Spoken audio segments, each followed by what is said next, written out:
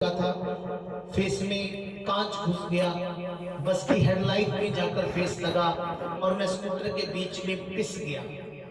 Scooter तोड़कर मुझे जब बीच में से निकाला गया तो डॉक्टर्स ने, आसपास के लोगों ने, जितने भी वहां पर खड़े थे, उन्होंने सबने घोषित कर दिया कि ये बच्चा मर चुका है। पुलिस आई, पुलिस ने आकर मेरे फादर से कहा कि आपको बस वालों से पैसे दिलवा देते हैं, अब आपका बेटा तो इस दुनिया में नहीं रहा।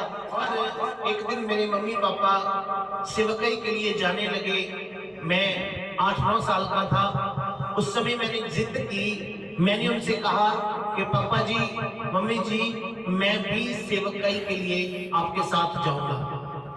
उन्होंने मुझे कहा कि बेटा आप रहने दो, हम यहीं पास में जा रहे हैं। पर मैंने कहा नहीं, मुझे भी आपके साथ सेवकाई के लिए जाना है। मैं स्कूटर के आगे खड़ा होकर जाऊंगा। बच्चों की आदत होती है, वो अक्सर स्कूटर के आगे खड़े हो जाते हैं। अचानक से जब हम रोड पर जा रहे थे तो मेरा पैर स्कूटर की ब्रेक के स्प्रिंग में फंस गया। जब फंस गया, मेरे अंगूठे में से ब्लड निकलना शुरू हो गया और मैंने अपने फादर से कहा, पापा जी मुझे पेन हो रहा है, मुझे दर्द हो रहा है, क्योंकि मेरा पैर जो है वो स्कूटर की ब्रेक में फंस गया है। अगर वो ब्रेक लगाते तो मेरा अंगूठा कट जाता। लेकिन जब उन्होंने नीचे देखा कि खून निकल रहा है, उन्होंने मेरा पैर निकालने की कोशिश की। सामने से बड़ी तेज बस आ रही थी, स्कूटर सीधा जाके बस में लगा। मेरा फेस पूरा फ्रैक्चर्ड हो चुका था, फेस में कांच घुस गया, बस की हेडलाइट में जाकर फेस लगा। उस वक्त मेरे मम्मा सड़क के ऊपर गिर गए, उन्हें भी चोटें लगी, फादर साहब को भी चोट लग गई और मैं स्कूटर के बीच में पिस गया। स्कूटर तोड़कर मुझे जब बीच में से निकाला गया तो डॉक्टर्स ने, आसपास के लोगों ने, जितने भी वहां पर खड़े थे, उन्होंने सबने घोषित कर दिया कि ये बच्चा मर चुका है।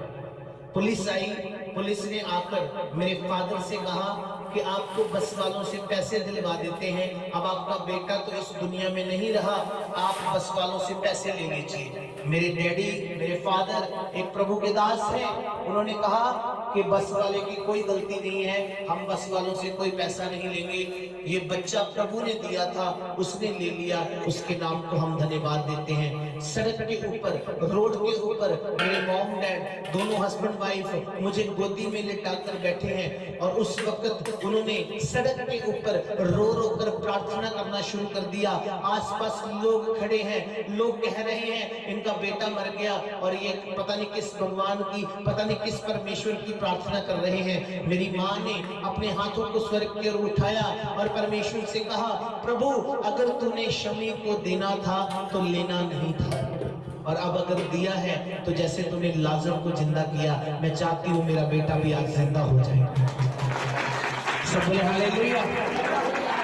मेरे माँ बाप की प्रार्थनाओं के बाद 15 मिनट के बाद मैंने अपने सांस लेने शुरू कर दिए। मैंने एक लंबी सांस ली, मुझे हॉस्पिटल में एडमिट करवाया गया। उस वक्त अंडर ट्रीटमेंट था, लेकिन पूरी रात प्रार्थना चलती रही, चर्च भी प्रार्थना करता रहा। आज वही मुद्दा प्रभु ने जब जिंदा किया, वो आपके सामने आकर प्रचार कर रहा है, वही बता रहे हैं। सब बोले हालेलुया।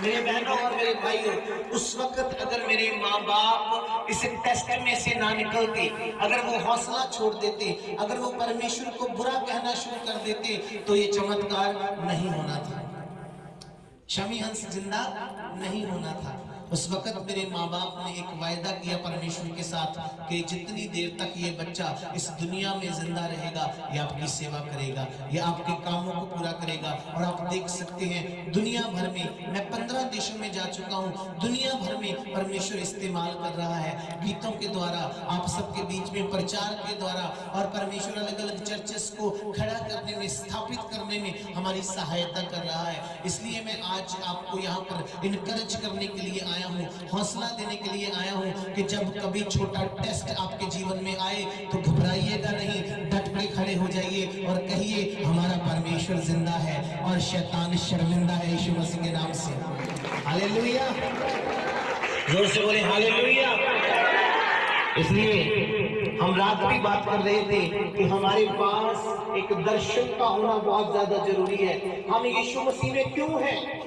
क्यों हमने अपनी लाइफ प्रभु यीशु मसीह को दी है, इस बात को जानना और समझना बहुत ज्यादा जरूरी है। हम किसी इंटरटेनमेंट के लिए प्रभु में नहीं आए, हम किसी लालच के लिए प्रभु में नहीं आए। हमें सच्चाई का पता चल गया है, हम इसलिए यीशु मसीह में आए हैं। हम इस बात को जान चुके हैं कि यीशु को मानने के द्वारा जीवन परिवर्तन हो जाता है। आप में से बथेरे ऐसे यहाँ पर बैठे होंगे जो पहले नशा करते होंगे, गालियां निकालते होंगे, बुरा देखते होंगे, बुरा सोचते होंगे। जब आप यीशु में नहीं थे, उस समय की जिंदगी को जरा याद करिए, एक झलक मारिए अपने पीछे की लाइफ को, आप कैसे थे। लेकिन जिस दिन से आपने यीशु मसीह को अपना मुक्तिदाता उद्धारकर्ता ग्रहण किया है, उस दिन से अब तक उसने आपको जीरो से हीरो बना दिया है। Hallelujah, hallelujah. हमें बोलने का तरीका आ गया, हमें सोचने का तरीका आ गया, हमारी सोच बदल गई, हमारे विचार बदल गए, हमारा बैठना उठना बदल गया, हमारा देखने का नजरिया बदल गया। और परमेश्वर दिन प्रतिदिन आपको बढ़ाता जाएगा। मैं आपको कह रहा हूँ, अगर आप रूह और सच्चाई से उसके साथ चलते रहेंगे तो आपके जीवन में किसी चीज की कमी नहीं।